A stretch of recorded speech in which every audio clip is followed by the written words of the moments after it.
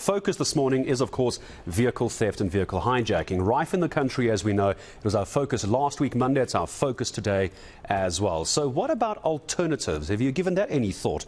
What about two wheels without an engine? Cycling, I'm talking about. The Pedal Power Association is calling for road networks to be more cyclist and pedestrian friendly. They go on to say this will actually lead to less vehicles on the roads and ultimately also help municipal infrastructure. There's quite a lot to talk about. Let's bring into the conversation Safe Cycling Campaign CEO Neil Robinson talking to us this morning. Neil, good to have you on eNCA. I appreciate the time. First of all, let's use, if I may, two areas that I'm aware of where this seems to work quite well.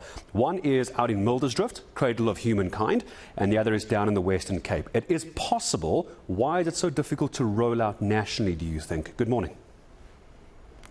Good morning, Gareth. Thanks for having me.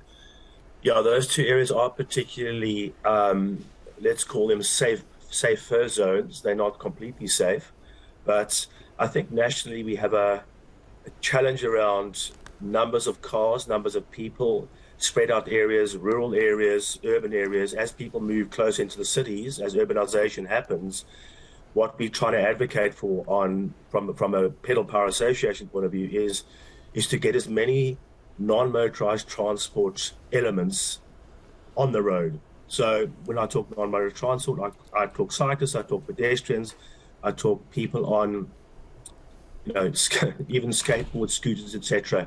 And the more we get people to look at a more sustainable environment from a vehicle point of view, from a noise pollution, from an air pollution point of view, the better. And I think the more people we get on the road, not in cars, the more it puts pressure on government and other lobby groups to try and advocate for more of these kinds of things going forward. I mean, there's some tough targets we've set ourselves, and we work very closely with government across South Africa, the various municipalities, the various provinces, etc. And there is a willingness there. I'm not saying there's not, but it's a case of incremental change over time. But it's a big task.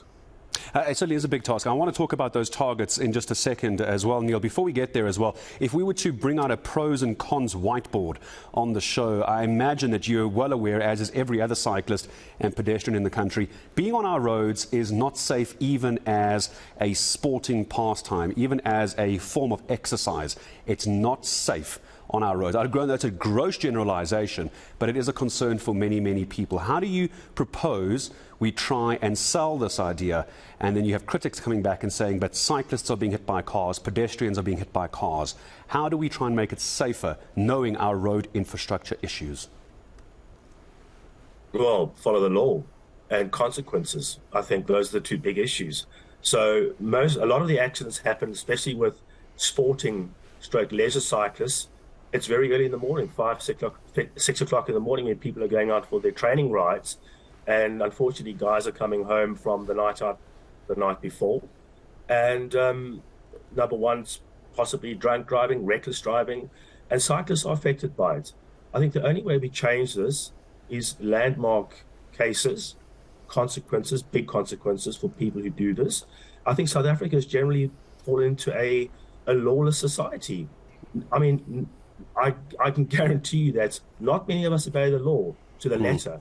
And I think it all starts with our behavior. Personally, we need to be cognizant of each other, respectful of one another on the road. And I think the more we do that, the greater the chance is for cohabitation on the roads. Yeah. Cyclists are not blameless either. I can promise you that. No, they're not. We're working very hard to make that massive change. And I mean, some of the examples many people know in the cycling fraternity. I used to be involved many years ago, sadly not so much anymore, but early morning you get to what some people call these training club pelotons who simply have no clue how to use the roads and how to use red robots. And then, of course, we end up in fights between drivers and cyclists. As you say, cyclists aren't innocent. Very briefly, Neil, I'm sorry, just before I say goodbye to you for 7 o'clock headlines, you spoke targets. Tell me targets, and who do you take this to next? Who in the sphere of influence, whether it's government or municipality, where do you take this to next to try and at least get the pedals turning, if I can use that terrible cliche?